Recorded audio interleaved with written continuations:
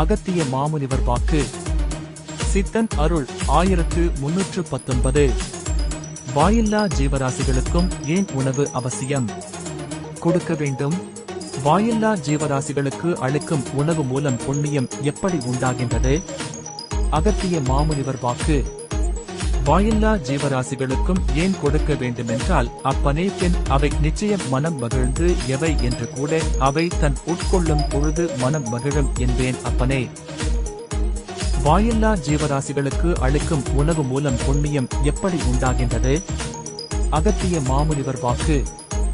அவ்வாறு மனமகிழும் பொழுது அதனுள் வாயில்லா ஜீவராசிகளுக்கு பல சக்திகளும் காணப்படும் என்பேன் அப்பனே. அவைகள் உமிழும் என்பேன் அப்பனே. அகத்திய மாமுனிவர் வாக்கு.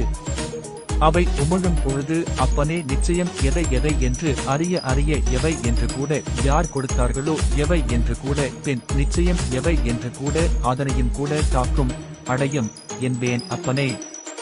மனதாராகவே அப்பனே. அகத்திய மாமுனிவர் வாக்கு.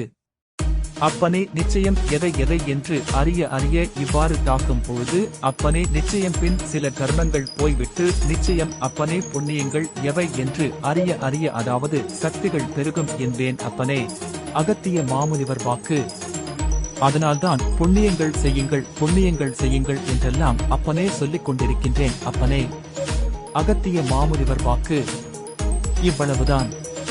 உங்கள் சக்திகள் கூடும். இதனை மாற்றிவிட்டார்கள் புண்ணியங்கள் என்று கூட. ஆனாலும் இதனை கூட மனிதனுக்கு எவை என்று கூட அதாவது மனிதன் தெரியாமல் அலைந்து திரிந்து கொண்டிருக்கின்றான் அப்பனே. அகத்திய மாமுனிவர் வாக்கு. அப்பனே அன்பின் மூலம் நிச்சயம் இறைவனை காணலாம் என்பதற்கு சரியான விளக்கம் அன்பு செலுத்தினாலே அப்பனே நிச்சயம் எதை என்று அறிய அப்பனே ஆடுமப்பா. எவை என்று அறிய அனுவானது.